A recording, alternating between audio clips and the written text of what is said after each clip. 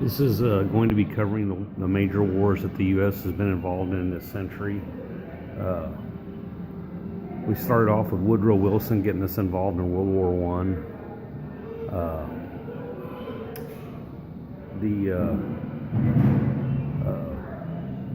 The reason we got involved was everybody thinks it's the sinking of the Lusitania, but the Zimmerman letter was the final straw, which the Kaiser had penned to Mexico to promising them they would return California and Texas and most of the Southwest to them if they started a front to the U.S. Well, at the time, Mexico was in revolution, and he just didn't even realize what he was doing was a waste of time. But that's what really got us into World War One. It really wasn't the sinking of the Lusitania, and it was that scumbag Wilson that did it.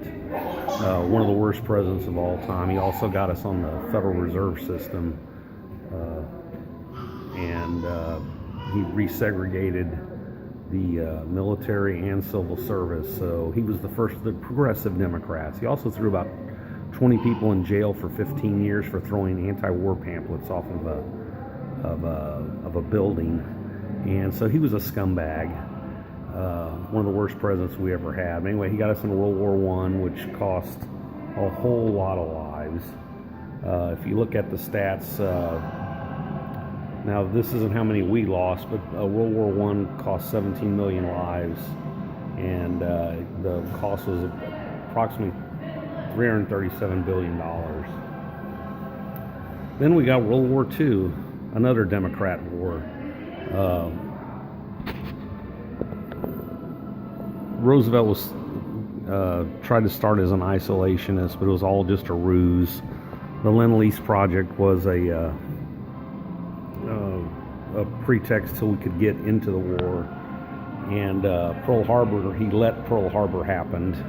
If you read the book by Victor, he starts off as a skeptic, saying that it wasn't to get the U.S. in the war, but then after researching it, he realizes it was a feinting movement to get them to throw a punch. And so anyway, there's another war by a Democrat.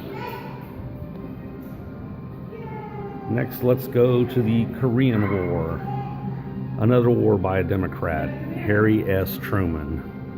Now, I don't really have too much of a problem with this one, although they should have used nukes on it right off the bat. It would have saved a lot of lives. But anyway, Harry S. Truman got us into that one. Now let's go to the Vietnam War.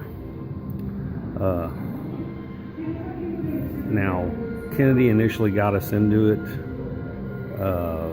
Vietnam was a mess all the way back to France. But there were several reasons to kill Kennedy. One of them was that he wanted to pull us out of the Vietnam War. The other, he wanted to audit the Federal Reserve. He wanted to get rid of the Israeli nuclear bomb, and he had a secret society speech that he gave to the press corps. That was the final straw. But what happened after he was assassinated? LBJ, another scumbag Democrat, expanded the Vietnam War, and they just kept the war machine going. It was to make money. It was a money-making profit for the DuPont Corporation. Now let's go to the Gulf War and the Iraqi War. Now these are the first two wars that were Republican, and they were by both the Bushes, the father and the son, who are scumbags of the highest order, the entire Bush family.